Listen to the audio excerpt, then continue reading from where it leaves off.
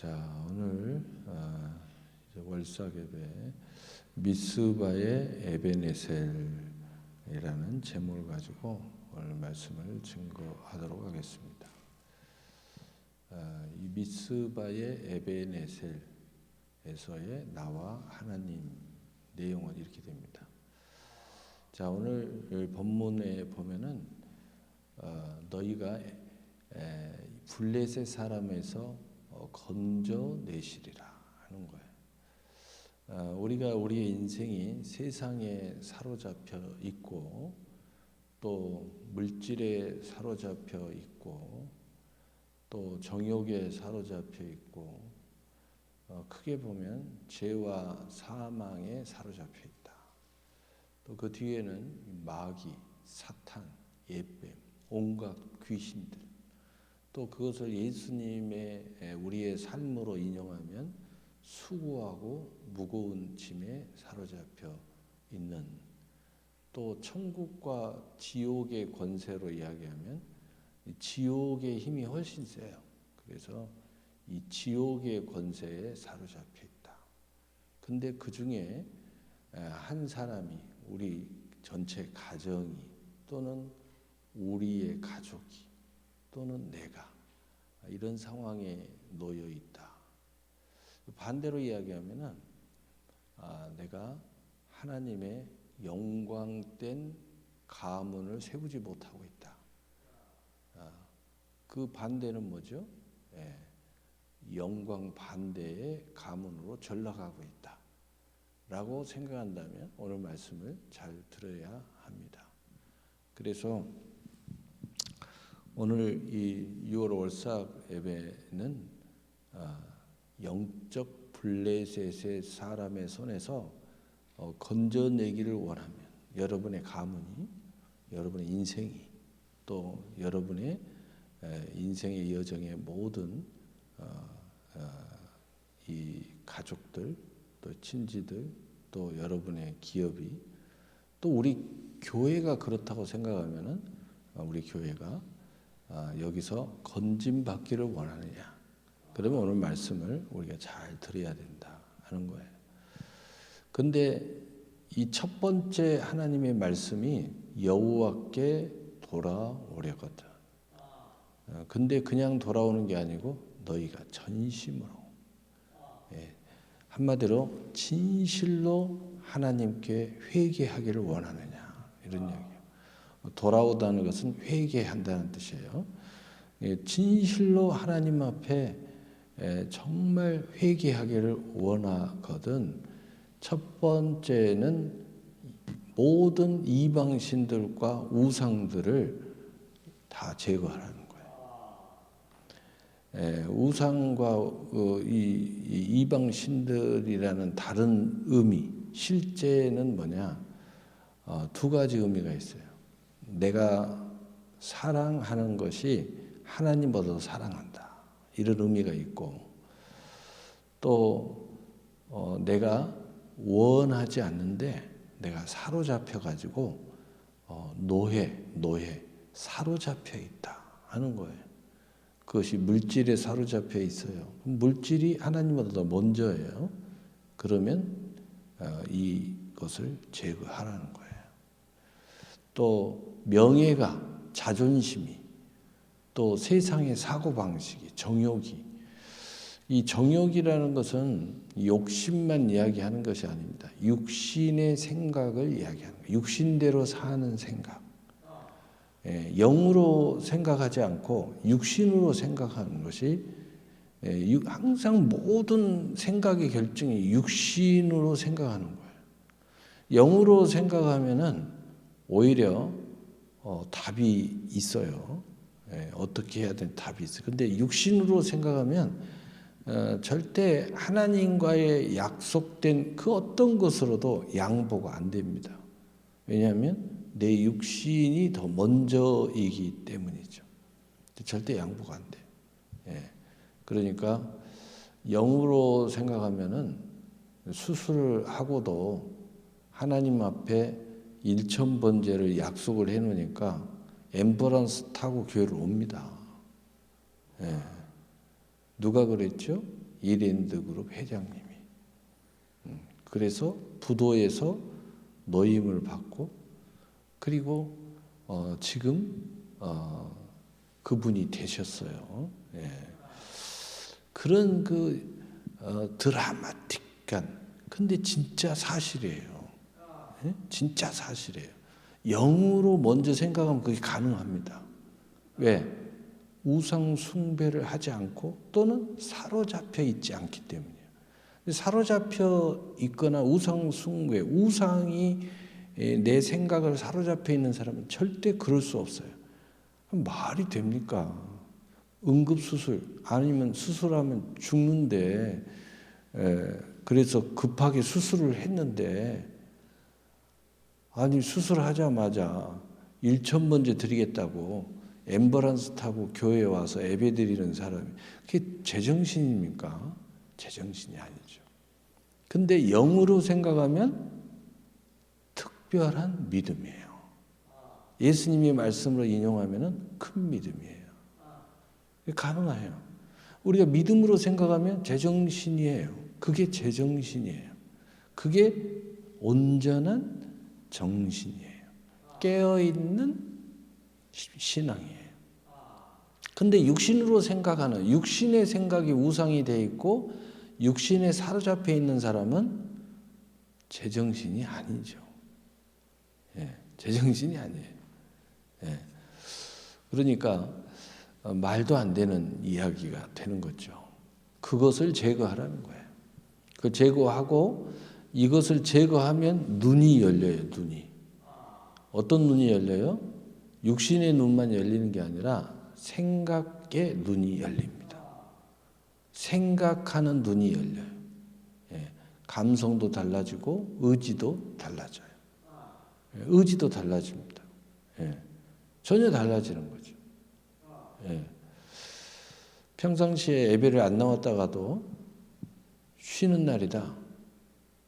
그때 이 사로잡혀 있는 사람들은 우상 숭배하는 사람들은 그 시간에 다른 스케줄을 잡아요. 그런데 깨어 있는 사람은 그때 예배가 떠 있는 거야. 그러면 당연히 예배를 나오는 거죠. 평상시 못 나왔는데 오늘 쉬는 날이야. 그러니까 휴가야. 그러니까 오늘은 하나님이 내게 은혜를 주어서 오늘 예배를 드리라고 하시는구나. 이 생각이 이렇게 바뀌는 거예요. 그래서 오히려 시간이 났을 때 예배를 나오는 거예요. 그 평상시에 저분은 수요 예배 안 나오는 사람인데 갑자기 나타났어. 저는 알잖아요. 여러분도 신경 쓰는 사람 알 거죠. 평상시 다 이 그룹이 있잖아요. 수요 예배 안 빠지고 금요일 안 빠지고 주일날 안 빠지고 이런 사람이 또 꼭 빠지는 사람은 빠지고 금요일날 꼭 안 드리는 사람 절대 안 드리잖아요. 또 어떤 사람은 새벽기도 절대 안 빠지는 사람이 있잖아요. 근데 평상시는 안 드리는데 그날 딱 나온 거야. 뭔가 이유가 있는 거지.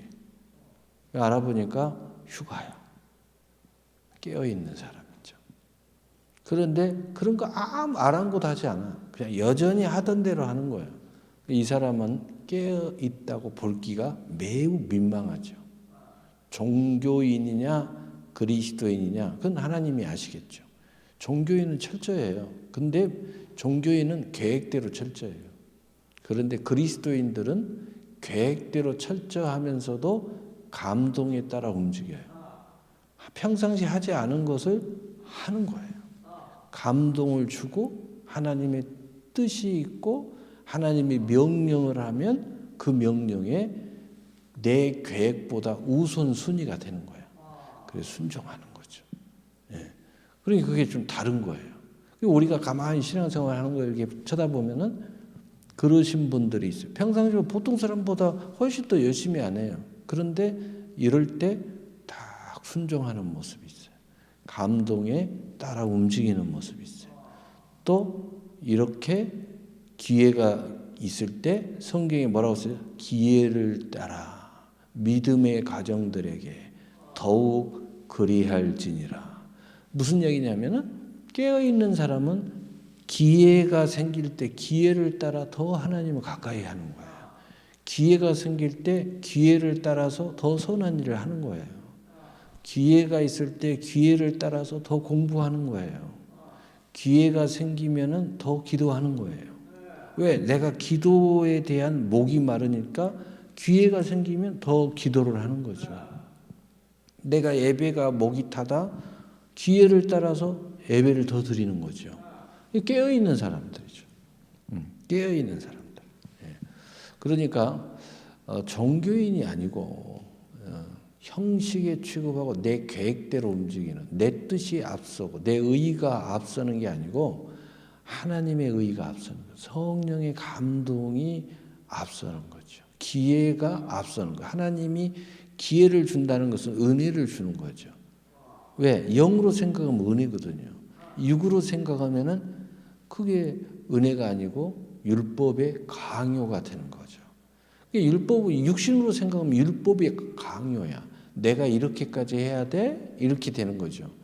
그런데 영이 깨어있는 사람은 기회를 따라 하나님의 은혜라고 이야기하는 거야. 내가 예배를 사모했는데 이렇게 시간이 됐으니까 하나님이 예배에 은혜를 주셨구나.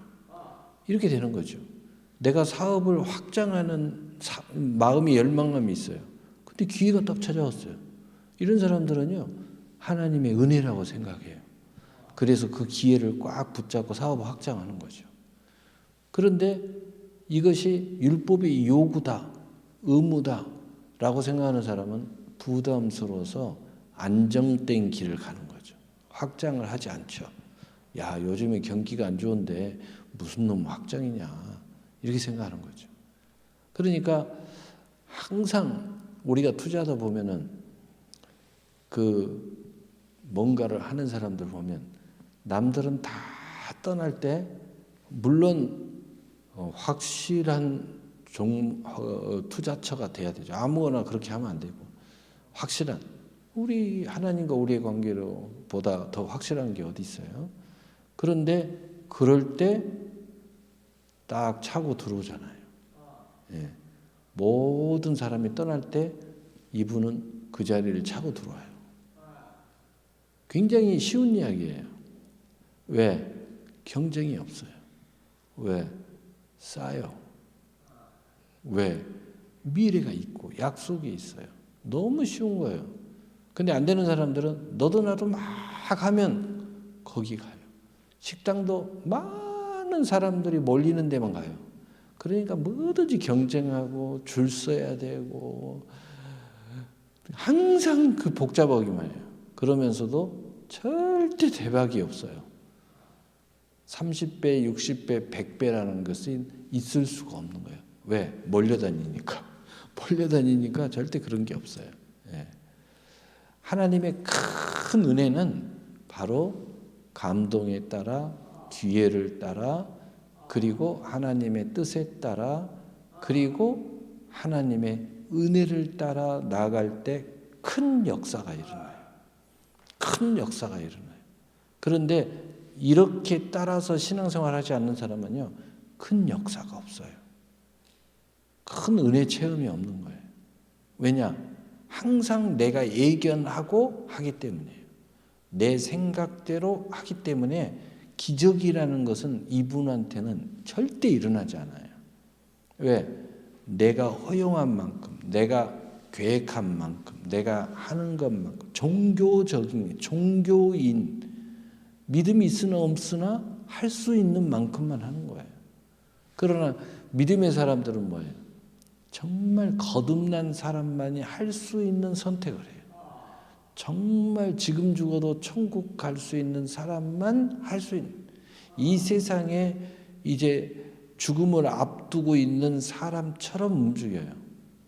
그러니까 이런 믿음은 기적을 일으킬 수밖에 없어요. 이런 믿음에 하나님이 역사할 수밖에 없어요. 성경의 모든 기적이 언제 일어났는가를 보세요. 가장 절망스러울 때, 가장 위험할 때, 가장 소망이 없을 때, 그때 하나님의 가장 큰 은혜와 기적이 일어나요.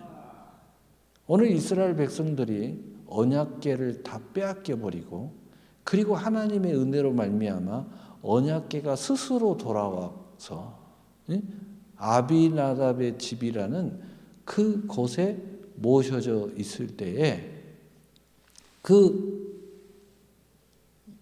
이제 사무엘 주의 종을 통해서 하나님께서 이스라엘 백성들을 회개시키고 그리고 하나님의 기도를 통하여 예배를 통하여 회복의 역사를 일으켜서 이제 이 블레셋을 내리치고 그리고 하나님의 축복의 시대를 열려고 하는 게 바로 미스바와 에베네셀의 역사입니다. 오늘 그 역사의 내용을 이야기하는 거예요. 이스라엘 백성의 입장에서는 가장 영적인 타락의 순간이에요. 가장 하나님과 멀어져 있어요. 그리고 가장 비참한 시대, 이 블레셋 사람의 손아귀에 들어가 있어요. 그러니까 이스라엘 이 모든 유대인들이 가장 어려운 때에 바로 하나님께서 사무엘 목사를 통해서 너희가 진실로 여호와께 회개하려거든 먼저 우상을 제거해라. 그리고 그만 네 마음을 여기에 빼앗기지 말아라. 그래야면 너희를 블레셋 사람의 손에서 건져내시리라. 이 비참한 인생, 비참한 신앙생활, 이 비참한 삶에서 건져내주겠다. 4절 이에 이스라엘 자손이 바알들과 아스타도를 제거하고 여호와만 섬기니라. 그러니까 이스라엘 백성이 즉각 응했어요.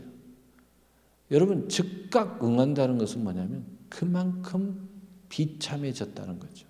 그만큼 위험해졌다는 거예요. 그만큼 어려워졌다는 거예요. 저는 죽음 앞에 쓴 사람들을 많이 봤잖아요.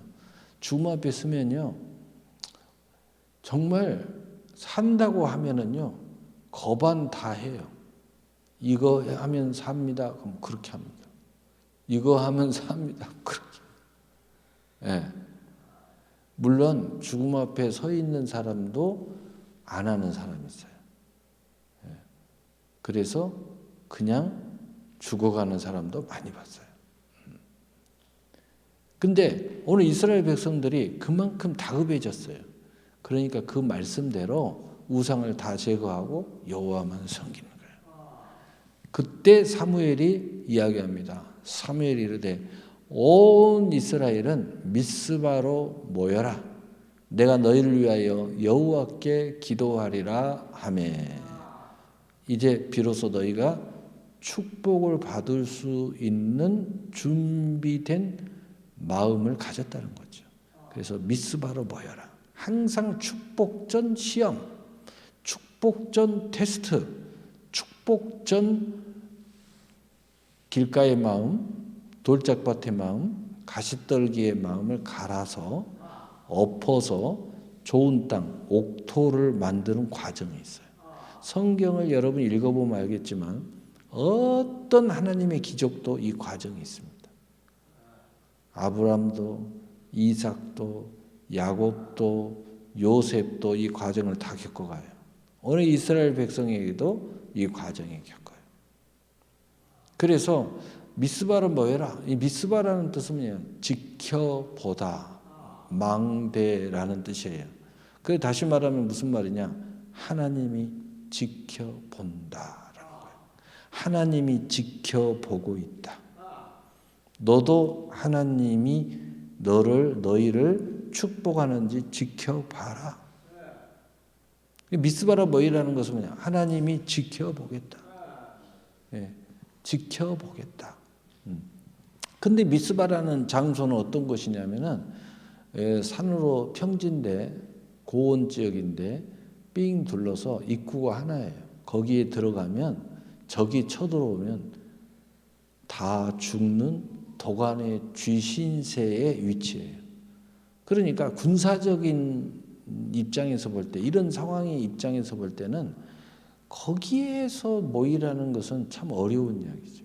모이라면은 큰 성이나 또는 적이 쳐들어와도 문제가 없는 지역이나 이런 데 모여야 되는데 하나님이 여기에 모이라는 거예요. 정말 하나님을 100% 의지하지 않으면, 정말 믿지 않으면 하나님이 나를 지켜줄 것이다 하고 믿지 않으면 모일 수가 없어요. 인간의 생각으로 모일 수가 없어요. 절대로 안 돼요. 그럴 수가 없어요. 예. 그럴 수가 없는 거죠. 우리가 인생을 살다 보면 정말 이상적으로, 이론적으로 도저히 안 되는 어떤 상황이 놓여일 때 있어요. 정말 내 인생에 운명을 걸어야 될 때가 한 3번 온다고 그러죠. 예. 그렇지 않으면 여기서 망할 수밖에 없는 상황. 그렇지 않으면 여기서 죽을 수밖에 없는 상황. 인생에 어려움이 3번 온다고 하죠. 그런데 그 어려움이 내가 운명을 걸고 내 인생을 내던질 때 신기하게 3번 기회가 온다고 그러죠. 축복도 기회가 되는 수가 거의 백발백중이에요. 그래서 인생을 보면은 다 보면 성공하는 사람을 보면 가장 어려울 때 결단한 거예요. 이제는 여기서 물러설 곳이 없다.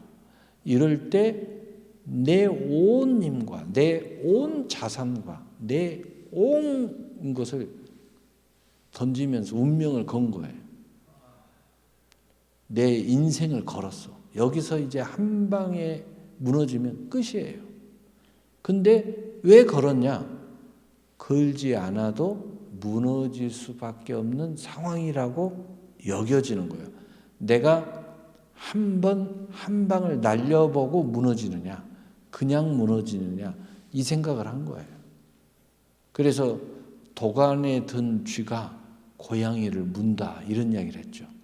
그래서 이 맹수들도 이게 공격을 할 때 피할 길을, 왜냐하면 잘못해서 달라들어서 무니까 이게 피할 길을 열어줘야 된다, 이런 이야기가 있죠. 근데 인생이 도간에 든 이 인생이 될 수밖에 없는 상황에 놓여 있어요.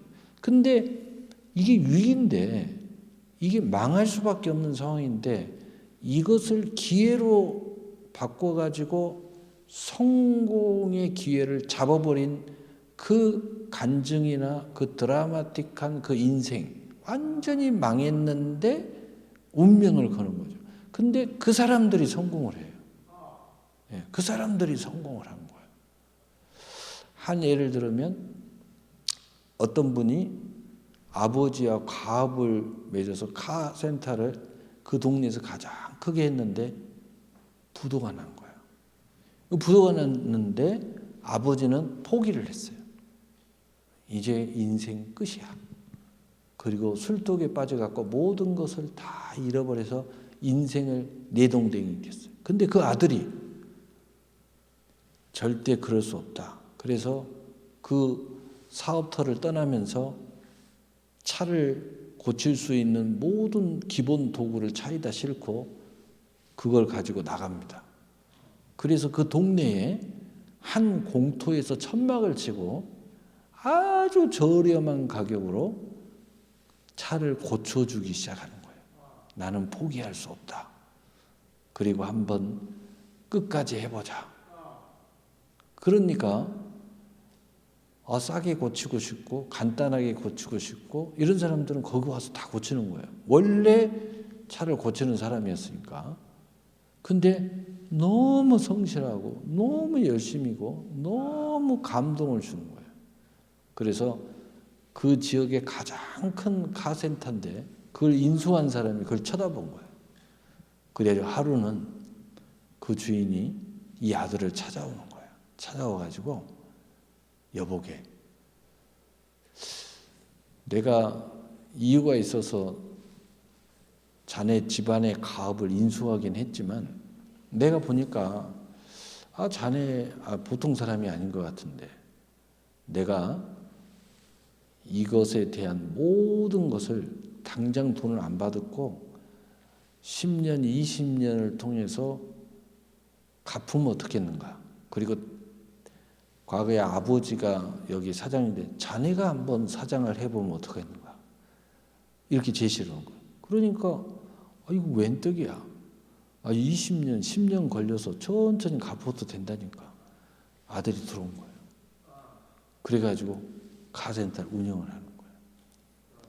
그래가지고 이 아들은 또 얼마나 또 열심입니까? 그걸 하면서 새로운 사업의 아이템을 해가지고 계속해서 성장해서 나중에는 카센터의 사장뿐만 아니라 기업의 오너, 더 큰 기업의 오너가 돼가지고 수백억 달러의 그 오너가 됐다는 그런 내용이에요. 예.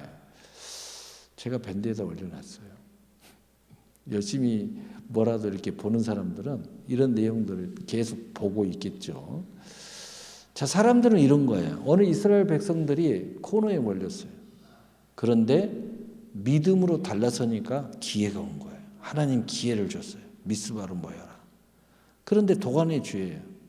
그런데 마지막 운명의 이 길 속에서 인생의 기회를 포착하는 것처럼 이 이스라엘 백성들은 그 기회를 포착합니다. 하나님의 백성들은 다 이래요. 축복의 사람들은 다 이래요. 구원받은 사람들은 다 이런 성향을 가지고 있어요. 그래서 마지막 죽음 앞에서도 여호와를 부르잖아요. 마치 예수님 십자가에 못 박혀 죽을 때에 마지막 하나님께 내 영혼을 주님 하나님께 맡깁니다. 이렇게 마지막 기도를 했듯이 그 마지막 순간에 그 구원의 길을 가는 거예요. 우리가 인생을 살다가 우여곡절을 다 겪지만 구원받은 사람들은 마지막 죽음 앞에서 여호와를 찾는 거예요. 마지막 죽음 앞에서 예수님의 이름을 부르는 거예요. 그래서 천국을 가는 겁니다. 이게 구원받은 백성의 특징이에요. 마지막 인생의 순간에 마지막 운명을 거는 거예요. 올인을 하는 거예요. 올인은 아무 때나 하는 거 아니에요. 이럴 때 올인하는 거예요. 올인이 뭘 줄 알죠? 도박할 때 마지막 나의 모든 자산을 밀어넣는 거죠. 올인 딱 그러잖아요. 왜냐? 이제는 물러설 데가 없어요. 마지막 게임을 들어가는 거죠. 이 기회를 놓치면 마지막 기회도 없어요. 그래서 올인을 하는 거죠. 올인하는 거죠. 근데 거기서 역전의 드라마가 나오죠. 그 올인하는 사람한테 역전의 드라마가 나오는 거죠. 오늘 하나님이 원하든 원치 않든 미스바로 모여라. 이 말은 너희들 올인해. 이 말이에요. 여기 인간의 생각으로 여기 보면 저기 들어오면 다 죽어요. 올인하라는 거예요. 내게 한번 올인해봐. 올인해. 사무엘 선지자도 다 알고 있어요. 우리 올인하자 하나님 앞에. 미스바로 모여라. 하나님이 지켜보신다. 내가 너희를 위하여 기도하리라.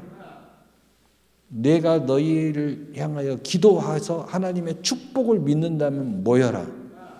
하나님께서 우리의 인생을 블레셋에서 건져낼 걸 믿으면 모여라. 너희들이 블레셋과 싸워서 어차피 못 벗어나잖아. 너희 힘으로 우리는 독립 못해. 지금 도간의 든시 신세야. 노예 신세야. 여기서 모여. 우리는 지금 올인해야 돼. 그런데 어떻게 했어요? 6절 그들이 미스바에 모여 물을 길어 여호와 앞에 붓고 그날 종일 금식하고 거기에서 이르되 우리가 여호와께 범죄하였나이다 하니라. 사무엘이 미스바에서 이스라엘 자손을 다스리니라. 그런데 이스라엘 백성들이요 모이자마자 제단을 쌓았어요. 청교도들이 미국 땅에 도착했을 때에 제일 먼저 교회를 지었듯이 이들도 미스바에 모여서 제일 먼저 제단을 만든 거예요. 하나님의 제사의 단을, 예배의 단을 먼저 쌓은 거예요. 그리고 하나님 앞에 제일 먼저 한 것이 우리가 범죄하였나이다. 회개를 한 거예요. 회개. 하나님 앞에 예배 그 예배에서 올인을 하고 이제 내 인생을 하나님께 겁니다. 이때 적이 들어오면 우리는 죽지만 그러나 하나님이 우리를 살리실 줄로 믿습니다. 올인합니다. 그러면서 하는 이야기가 우리가 하나님 앞에 범죄했습니다. 7절 이스라엘 자손이 미스바에 모였함을 블레셋 사람이 듣고 그들의 방백들이 이스라엘을 치러 올라온지라. 이스라엘 자손들이 듣고 블레셋 사람을 두려워하여 이스라엘 자손이 사무엘에게 이르되 당신은 우리를 위하여 우리 하나님 여호와께 쉬지 말고 부르짖어 우리를 블레셋 사람의 손에서 구원하시게 하소서.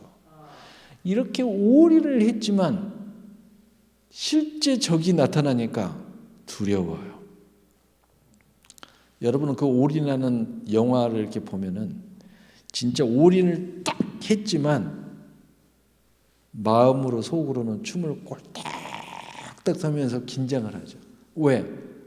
여기서 한순간에 망하면 이제 끝이야. 같이 온 옆에 친구도 꼴딱꼴딱 하면서 그 순간에 패만 보잖아요. 왜? 올인했기 때문에. 여기서 잘못되면 우리는 이제 끝이야. 이제 망하는 거야. 그런데 이스라엘 백성도 진짜 막연하게 하나님 우리를 지켜줄 거야 이렇게 생각했는데 진짜 적이 들어온 거야.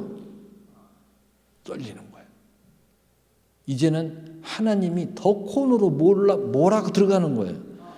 완전히 코너로 몰아버렸어요. 하나님이. 블레셋이 올라오니까 완전히 진짜 도가니 쥐가 됐어요. 진짜 죽게 됐어요.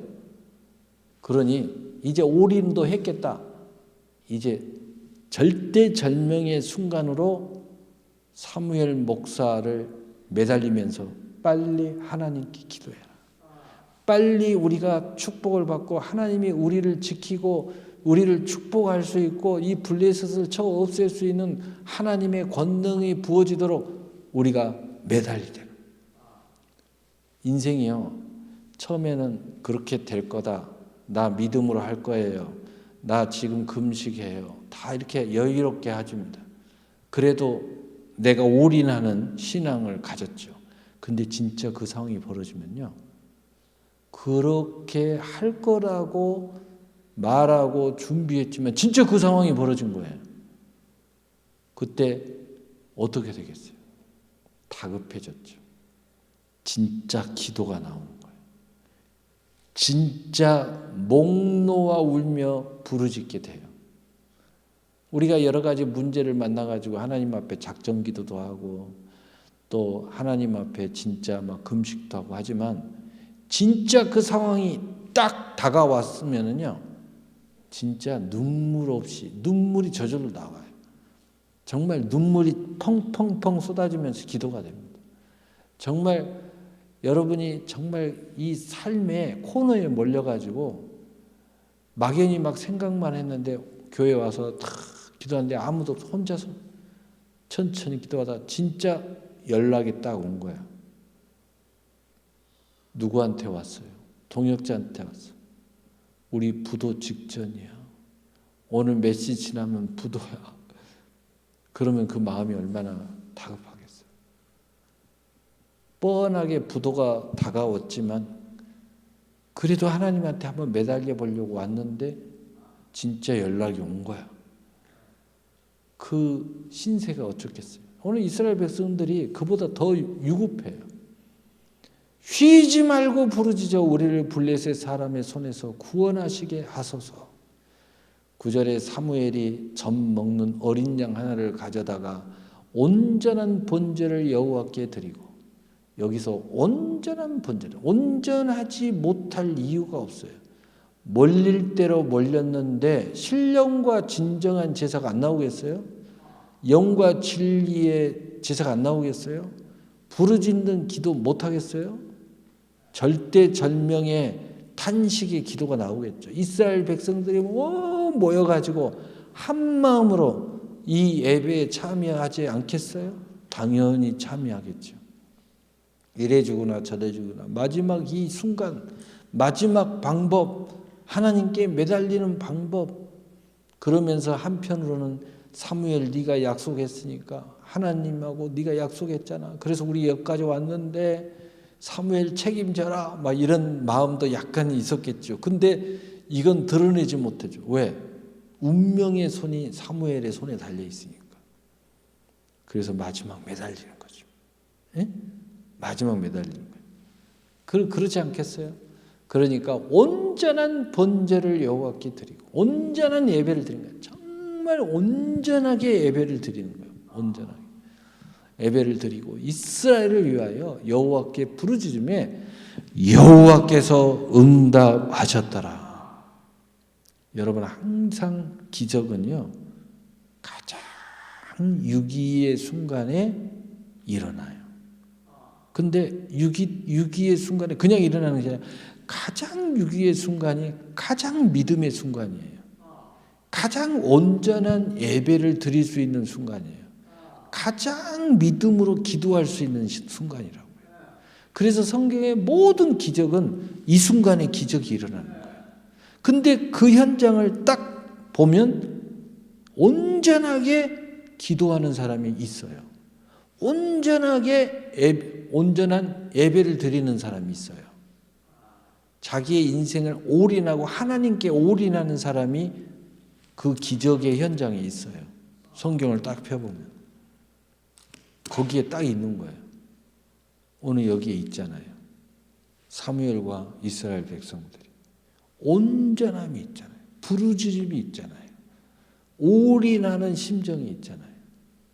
그러니 하나님 응답하시죠. 성경에 믿음으로 기도하면 다 응답하신다고 그러잖아요. 응? 믿음으로 기도하면 응답하시는 거예요.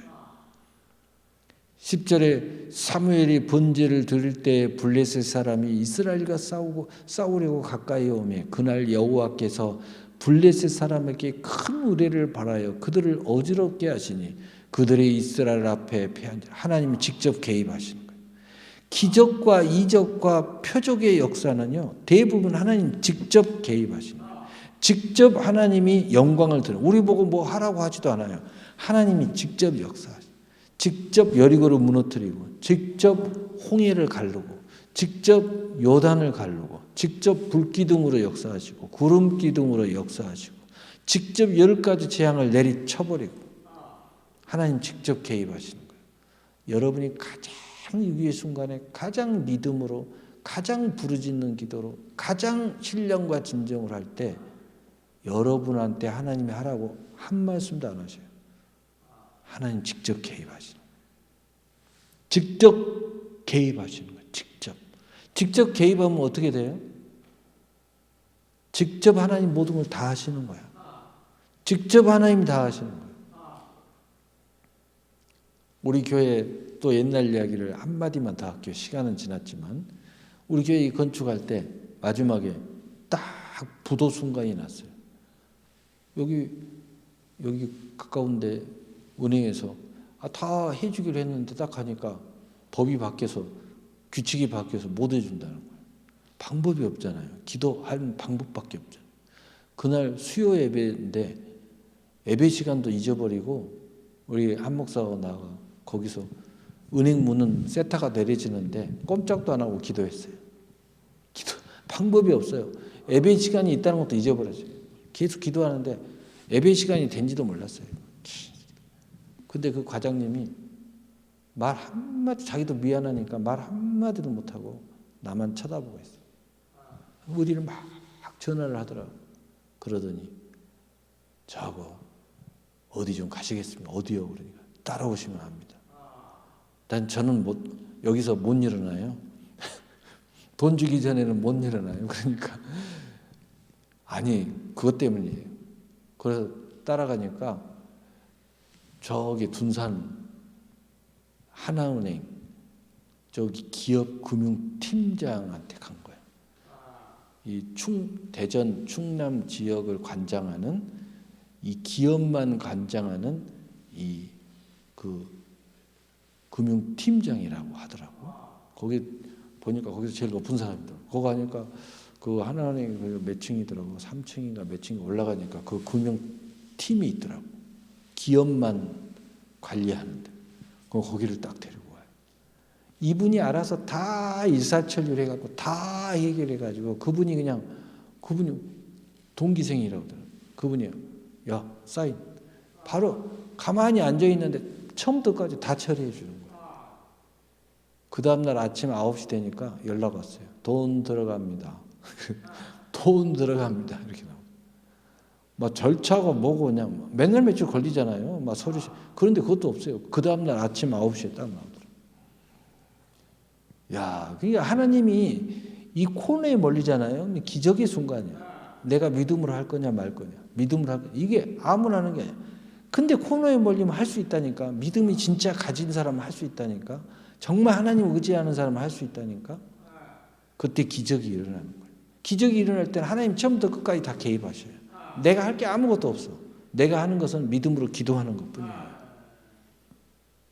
어지럽게 하시니 그들이 이스라엘 앞에 패한지라 이스라엘 사람이 미스바에 나가서 블레셋 사람들을 추격하여 벨갈 아래에까지 이르기까지 쳤더라. 사무엘이 돌을 취하여 미스바와 센 사이에 세워 이르되 여호와께서 여기까지 우리를 도우셨다고 그 이름을 에베네시라 하니라. 에베네셀은 하나님이 우리를 도와주셨다.